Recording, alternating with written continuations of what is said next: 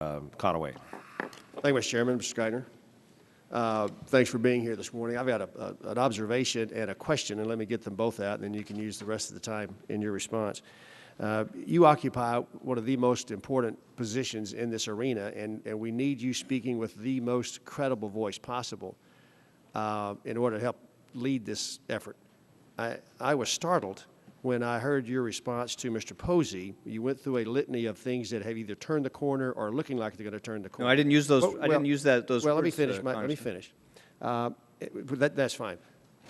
But then you followed up by saying, and you pandered to us and yourself and the administration when you said that that was due entirely to the work of the Congress and the administration. So that's not credible with me and maybe some other folks. The question I have: if we put this regulatory scheme in place, and none of us will get it exactly the way we want it, there'll be some compromises that we'll have to do. If we put that in place, and business then, and the rest of the world says, no thanks, we're not going to do it, as they did with climate change over the weekend, and business begins to go to active markets like Dubai and places where they're not as regulated, can you quantify for us the reduced role that Americans' domestic financial markets will play worldwide, with the consummate loss of jobs and wealth and influence across the scheme?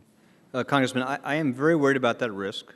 I spent a large part of my professional life in trying to make sure we have more cooperation, more uniform standards, partly to reduce that risk.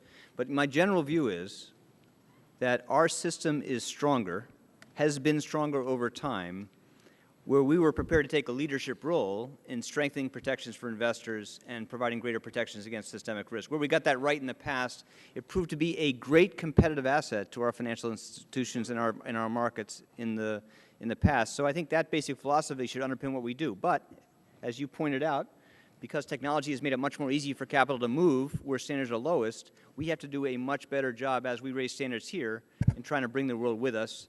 And you'll be able to watch with us how successful we are in that. But I believe deeply in the importance of that, and you're right to underscore its importance.